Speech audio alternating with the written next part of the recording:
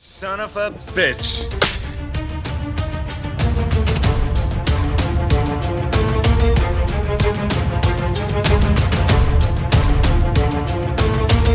Groovy.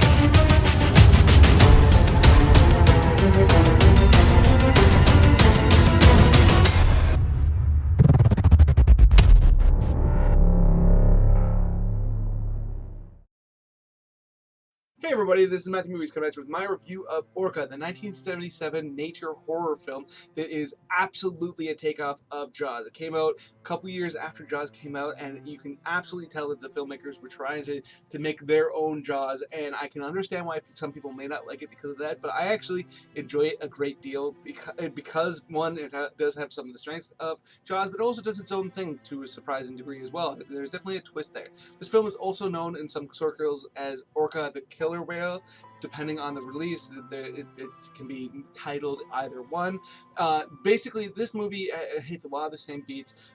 There is a gentleman who goes out in the sea to try to fight an animal that's going around killing people, but the difference here is instead of it just being Jaws, where it's this great white shark that's killing people, and he's just out there because he's a representative of the city and has agreed to try to kill it. There is actually a vendetta between the two. It's a kind of a play a little bit on Moby Dick, but it's also actually the opposite of Moby Dick, where in Moby Dick you have Captain Ahab who's obsessed with killing the whale, and the whale plays with him for sure, but that in this case, the captain, who's played by Richard Harris, he is not obsessed with killing the whale. The whale is obsessed with killing him. There is a striking moment in the early part of this film that's actually pretty hard to watch, where basically the plot of this film is that Richard Harris plays a boating captain who goes out and he wants to kill a whale because he knows he's going to get a lot of money for it.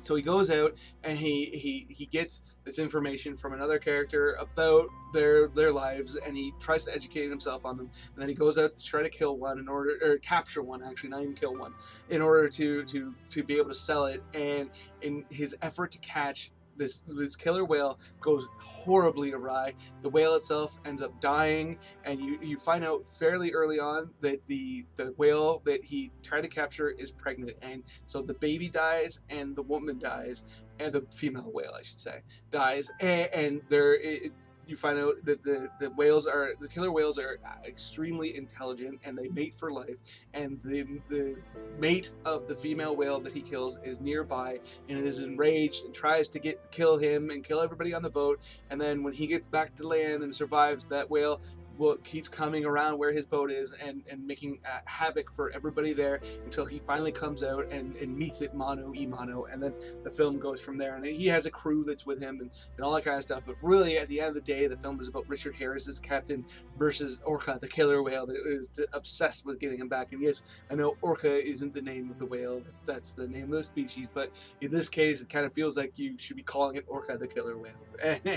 and it works, and you know, don't get me wrong, I understand that in concept when I explain that to you it's kind of goofy, and it definitely is, and there are goofy moments in this film for sure. There's several moments where all of a sudden you'll see the whale's eye, and it looks like you can see, well, doesn't look like, you can see Richard Harris's face in the eye of the whale, where it's not like, you know, it's emblazoned, it's been imprinted in the eye permanently or whatever, but it's a moment where the whale is looking at his eye, and it feels pretty heavy-handed. But overall, the whole concept of it, even though, you know, by no means do I find it to be realistic, the whole idea of this killer being that is out there, that is intelligent and has every reason in the world to seek revenge on this character that did him wrong, and is out there and is malevolent and wants to seek its revenge on him, while at the same time also being an absolute victim.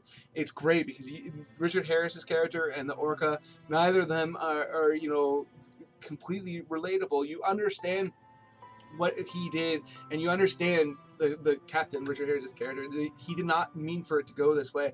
So as the two of them continue to feud, it's very, very interesting. And then, like I said before, he has a crew. The character that he learns about orcas from early on is played by an actress by the name of Charlotte Rampling, and she does a great job of imparting knowledge to him and having a real authority to her, and the two of them end up having a relationship as the film progresses, even though early on she's disgusted by his actions, and it feels realistic, even though there is a love-hate there. there. It definitely works for the film, and she brings a lot of gravitas to the film. I mean, she's an extraordinarily talented actress, and I think in another person's hands, it could have been a much more background character, boilerplate, but for her giving this performance, it absolutely works. She has so much charisma on screen and so compelling that it makes you care so much more about what she has to say, which is really important because her character really, to a large degree, is the one that it gives the film a great deal of meaning. So that's great. Then you have a character played by Bo Derek, who is kind of like the assistant of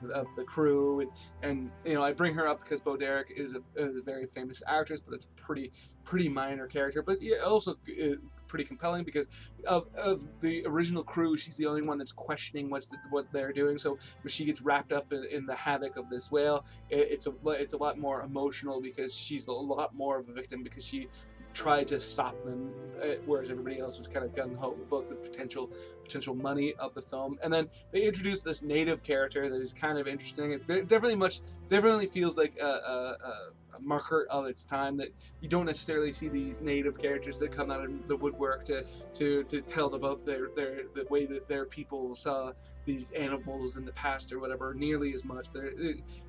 There's parts of it that kind of feel like a caricature. It is played by the same gentleman who played the native character in One Flew Over the Cuckoo's Nest, and I think he does a great job of giving the performance, and it's an interesting character. Don't get me wrong, I'm not saying that, you know, characters like that don't exist. It's just in real life, even to this day. It's just interesting that, you know, back in the day, that was really the only way in which most native characters were ever portrayed, with the notable exception of One Flew Over the Cuckoo's Nest, where they're there to, you know, be kind of almost mystical and all that kind of stuff.